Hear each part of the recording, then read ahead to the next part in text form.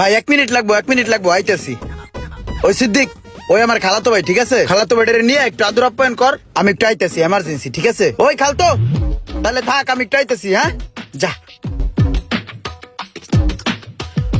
ওই মেয়ে চাপো।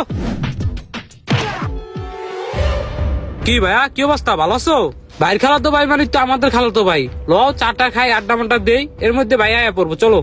আরে মিয়া লজ্জার কিছু নাই, আমরা তো ল মিয়া। আরে মিয়া ল খাও, আইসো মিয়া।